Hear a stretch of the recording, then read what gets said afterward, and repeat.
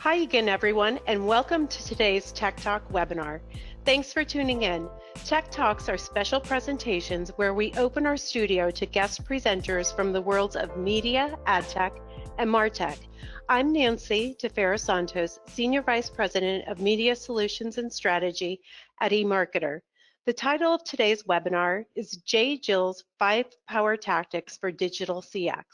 The session will address how J.Jill moved beyond just problem solving with live chat and how the retailer achieved a 96% satisfaction rating while rolling out a new web platform.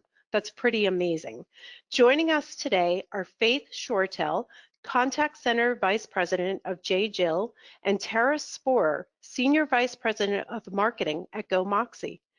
Tara and Faith will be discussing practical, real-world examples you can put into place now, even if you have limited budgets. You can put down your pens, you'll receive a link to view today's slides and a full recording of our popular presentation. We have many registrants today from leading retailers, B2Cs, and agencies, and we want you all to participate. You could see here on the bottom of your screen, there's a place to type your questions, and we want you to.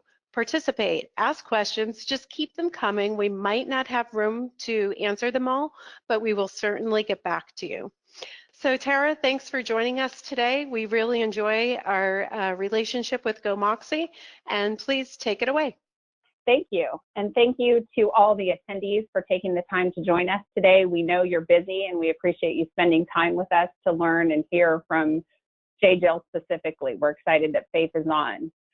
I wanted to kind of set it up by talking about customer expectations. And I think we all recognize by now that they're higher than ever.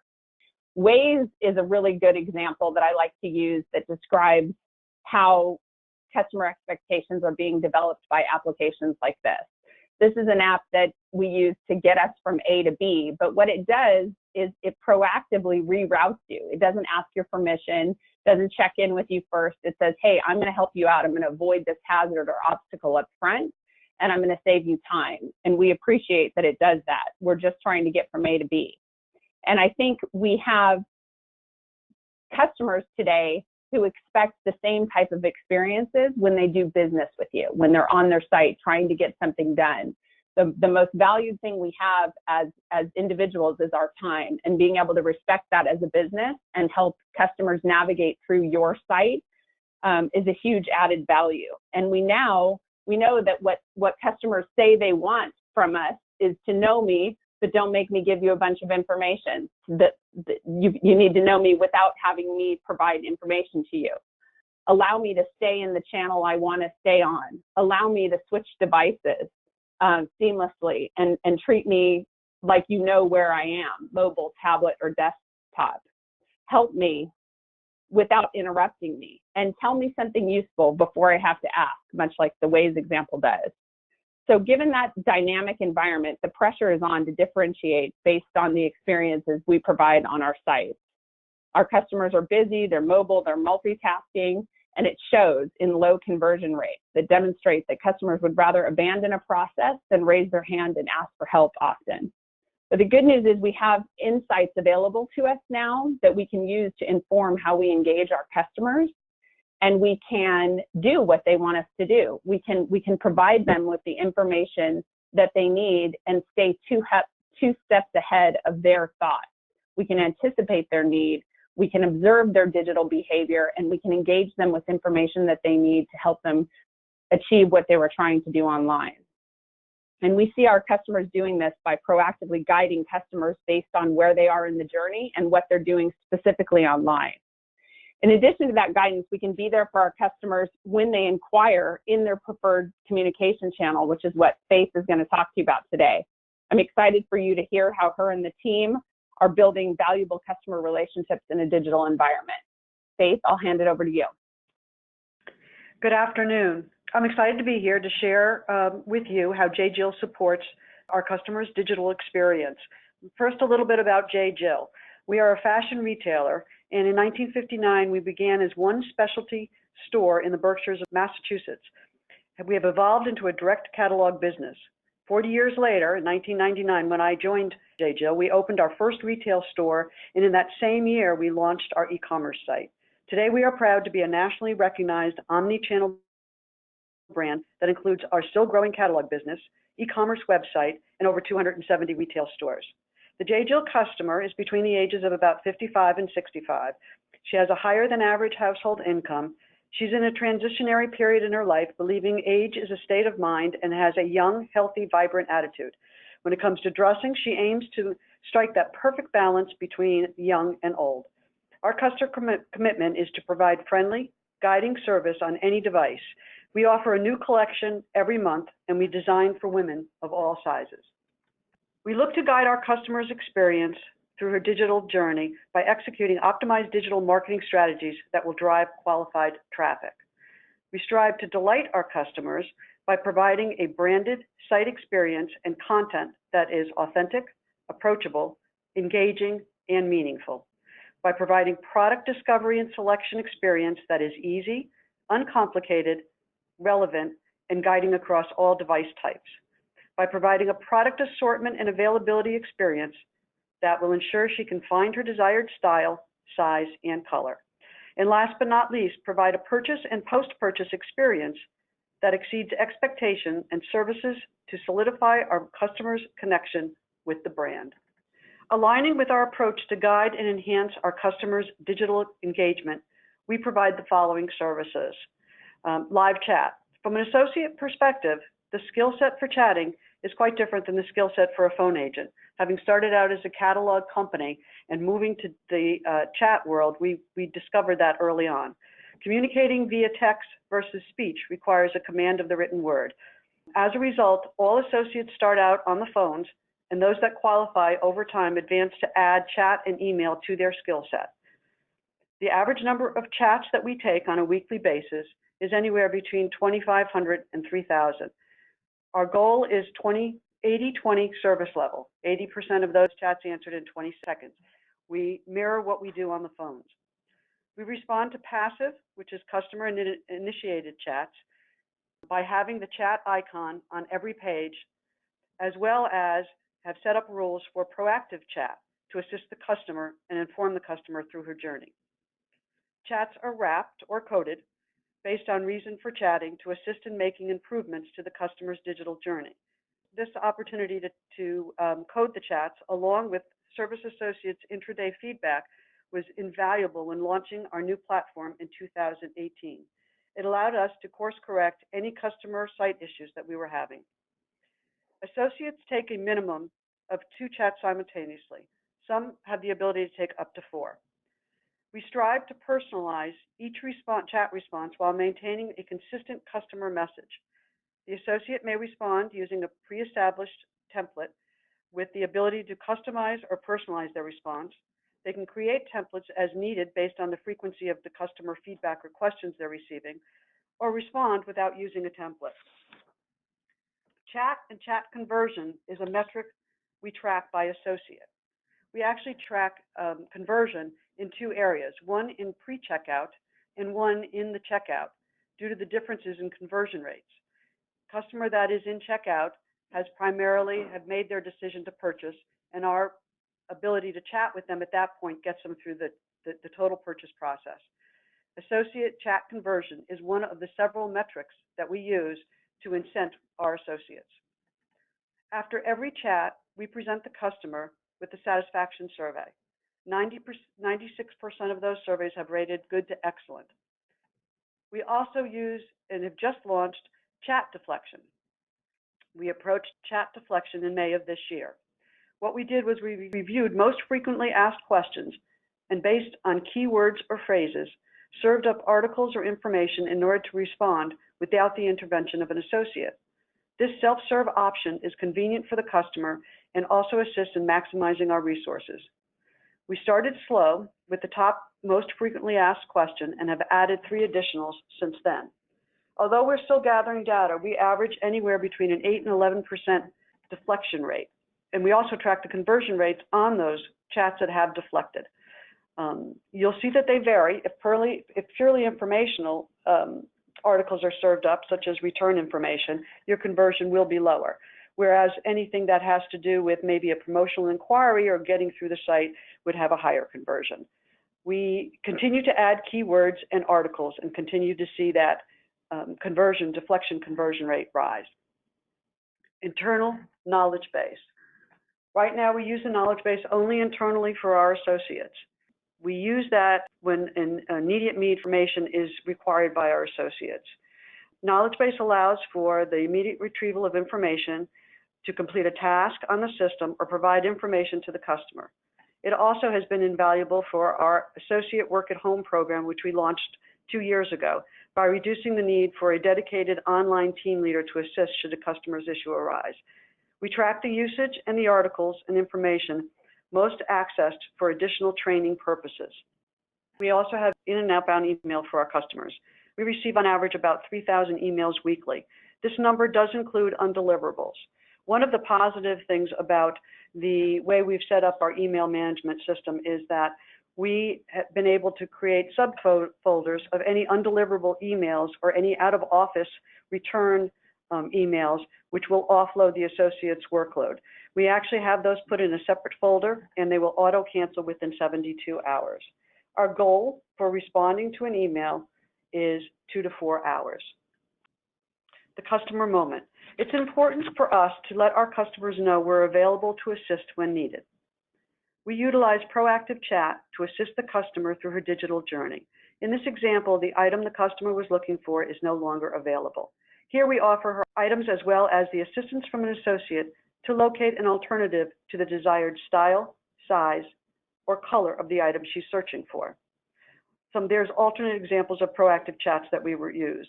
If a customer is stalled on an FAQ page looking for information, we can intervene and assist her to find that information. If she's viewing multiple products with a cart value greater than 0, she may be looking for a matching item for the pending purchase. We can assist her in finding that as well. Proactive rules are not stagnant and should be reviewed and updated as needed. They can also be quickly added should you need to address a customer issue. For example, early last year, we had a code misprint for one of our promotions. We were able to message the customer providing the correct code when the erroneous code was entered. This saved a call to the call center and was much more efficient for the customer. Proactive rules can also provide operational efficiency, presenting themselves only when an associate is available. It can maximize your resources while providing guiding service to your customer. Shift to mobile. With the variety of devices available to our consumer, and our consumers use laptop, iPads, and mobile devices, it's important to know your customer's behavior and how they're accessing your site.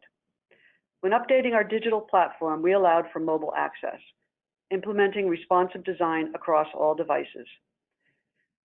Customer behavior on a tablet, mobile phone is different than on the traditional desktop.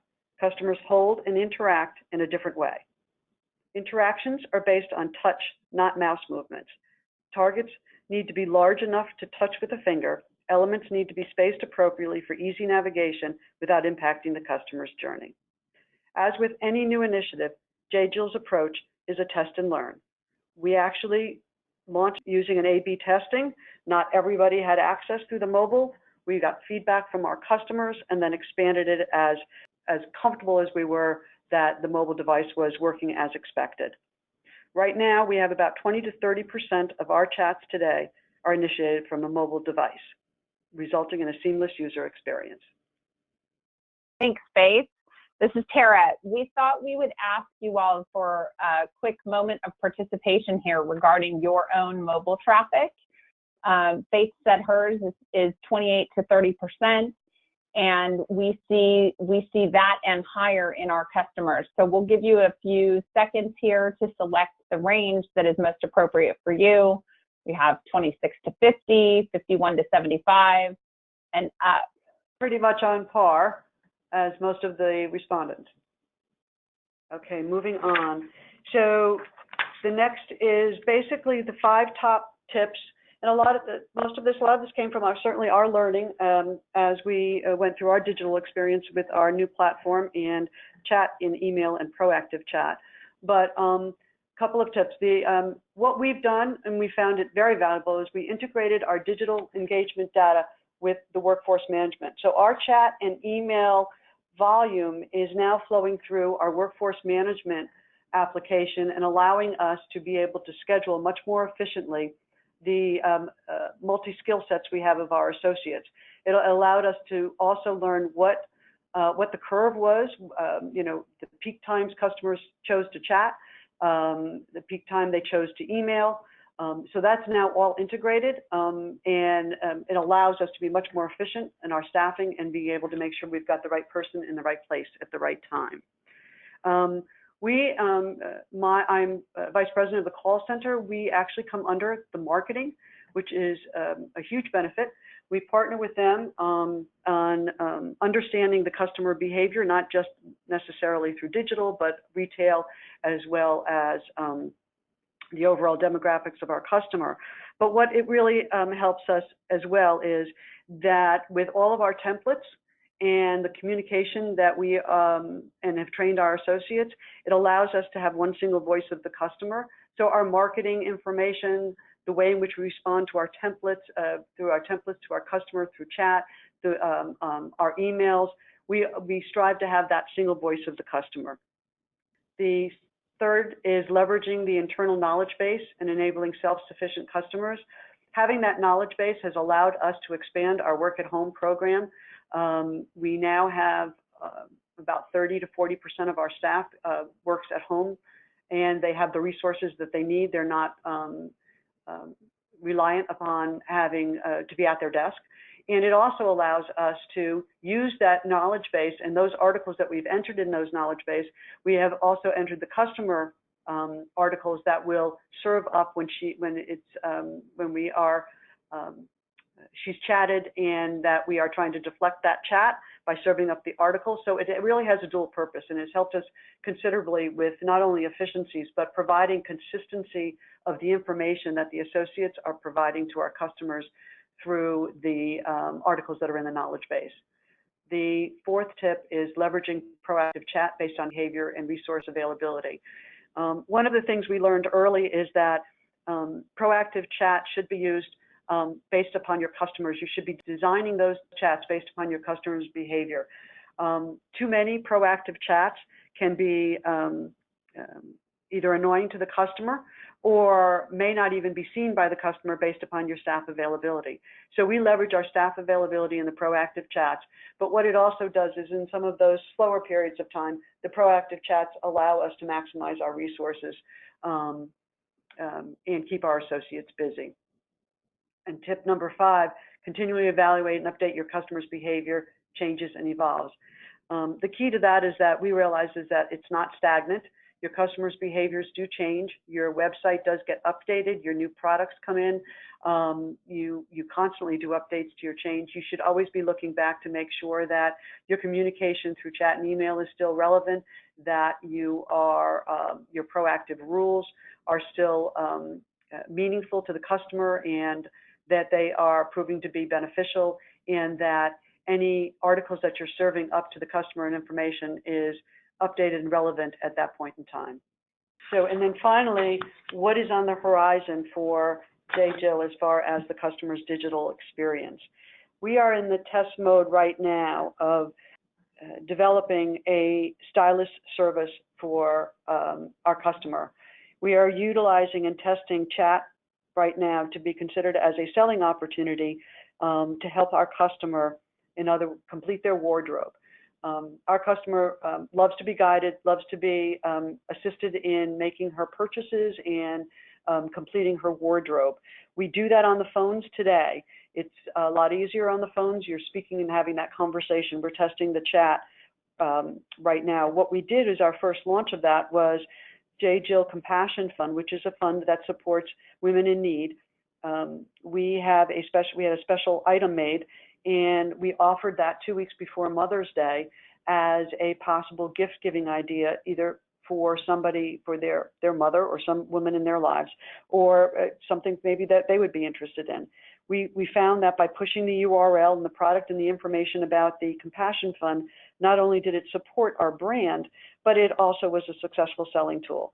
So from that, we are launching a complete stylist training program for our associates across all channels. We've got it in our stores today. We are starting it on our phones and through chat in our call center. So there's an opportunity that chat not only is there to support the associate, the customer, but it's also there as potential revenue generator as well. Recognizing customer feedback through all channels, as we all know, assists in improving the customer's experience. We're in the processing of gathering this insight systemically rather than manually, and developing standard reporting to distribute the voice of the customer across corporate-wide. And then also, one of the main things that we always look at in everything that we do is providing the customer an effortless experience on our site. So self-service is the key to that effortless experience.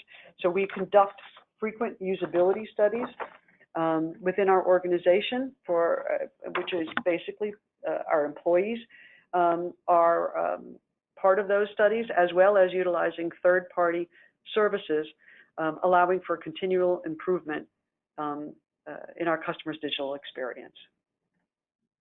So now I will hand things over to Nancy for Q&A. Great. Thank you, Faith. I have to say I'm a self-diagnosed shopaholic, so I very much enjoyed your presentation. And personally, I love stylists when I walk into a retail store to help me, and really nice to see that Go Moxie is able to help you bring the stylist role to the chat platform. I think that's really super cool. As I said earlier, we have a great audience today, and they sure are interested, and we have a number of questions. So I am going to roll up the sleeves of my J.Jill relaxed, ready to wear layered linen shirt, and we are going to get going. That's great. I've been through the catalog and the site. We are going to get going with my favorite portion of our Tech Talks, which are our Q&As. They're always interesting. So talking about chat, I'm very interested to know, are there different interactions that come from the chat platform versus what you would see questions coming from the store or on the phone? Yes, I would say from our perspective, from J.Jill's perspective, we see a lot of product information questions that come through chat while the customer is on the product page. Although we have product specs, there are always some questions on information that may not be available. In the retail store, they're able to actually touch, feel, and try on the item. So product information is one of our main questions that we get that would differ from the retail. And the other one would be is from a promotional perspective, if there's any confusion on promotions, as far as disclaimers or details, that is the second. In the store, like I said, they have got that one-to-one communication and ability to be able to explain it to the customer. So we have to be that person in chat. Yeah, that makes sense. Want to know the makeup of materials, wash and wear, and all that. Exactly. So with your agents, how long does it take to train them how to chat? Well, actually, we actually start all of our associates on the phones doing base sales and mostly taking catalog orders. They then get customer service, so that's a second tier of training, and the third tier is chat and email. Not everybody is really qualified. Some people are much better on phones than they are with the written word. So we do some qualification testing on our associates, and once they are, the chat itself to be trained on, because they know our systems, is rather quick. They within 2 or 3 days they're up and running, and we monitor them for the balance of that week, and then they're on their own. It's a very simple system to use. Okay, so it sounds like you have a tiered level. Somebody works their way up to the chat channel, and if I understood this correctly, they are dedicated agents within that live chat channel. And how have you found it to be effective to have somebody just dedicated to chat?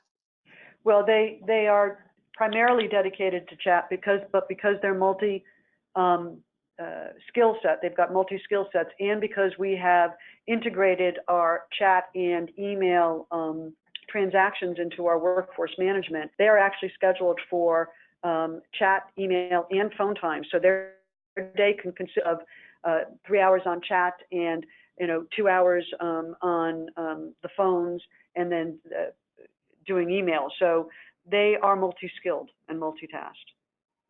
Okay, gotcha. And do you incent your agents? Yes, we have an incentive program, and that incentive program is different by phone and chat. One of the main elements for our incentive program for chat is actually it's schedule compliance, it's quality, because we do monitoring, quality monitoring, and it's conversion rate on the chats that they take. And as I had mentioned in the presentation, we look at conversion, two separate conversion metrics, one outside of the shopping cart and then within the shopping cart. Okay. And do you do chat surveys? And if so, what kind of participation do you receive with chat surveys? Yes, we have a survey that serves up after every chat to the customer, and we have about a 35 to 40% response rate from the customer, and that's where the score of 96% is. It's 96% of those are anywhere from good to excellent. Okay. And Faith, I believe you talked a little bit about the knowledge base that's available for your agents to use. Is that also available to your customers? The knowledge base today is not. We are looking, we have looked at that going forward. We eventually probably replace our FAQ page, but right now it's internal. We are setting up the articles that the customers can view when they have a question on chat, and we present the article to them. So we have partitioned where we have we've started to build some of those customer articles, but right now it is only internal, and we actually launched it when we launched our work at home program. Okay, great. And I was taking some notes here. I want to say you do 2,500 to 3,000 chats per week. And then you mentioned a 2 to 4 hour SLA on emails, which I thought was a really good number as well. Has your SLA on emails improved since you deployed an email management solution? Yes, absolutely. Prior to that, it was anywhere between 12 and 15 hours. So we were able to, because we were able to manage those, we're able to put subfolders and only get those that are focused where we need to. We do work our not all of our emails, it's customer emails, but we also work some undeliverables because we're able to branch them out and be able to get some of those non-productive emails not coming in and going into other folders and being automatically canceled. It has helped us with the efficiency of managing those emails as they come in. Gotcha, that's great. And we all talk about, people have different behavior on mobile versus desktop. Do you see different types of chat behavior on a mobile platform versus a desktop platform? No, I think as far as the customer chatting in, it's very much the same content. I think with the mobile, I would say they may want a response a little bit more quickly. But because we try to respond within 20 seconds to all chats, then that works for us. But I'm not seeing any content or any kind of questions any different on a mobile than I would see on a laptop. Okay, all right, that's fair. All right, Faith, thank you so much for spending all this time answering all these questions from our audience. I think we had some good questions in. And also thank you, Tara, for taking time to present. And we really appreciate it. It was very nice of you both to join us today, educate our audience. And before we wrap up, let me take a moment and tell you all what's happening across eMarketer's media channels. Tomorrow, we have another Tech Talk webinar lined up on brand safety. Next week, we'll be closing out the month with 2 more Tech Talks, one on email marketing and one on demand gen strategies. And that's 2 separate Tech Talks next week. And you can check out and register for any of our upcoming analyst or Tech Talk webinars at emarketer.com/webinars. On the audio side of the house, don't forget to tune into Behind the Numbers. That's eMarketer's daily podcast with our host, Marcus Johnson. And finally, check out the eMarketer Daily Forecast videos.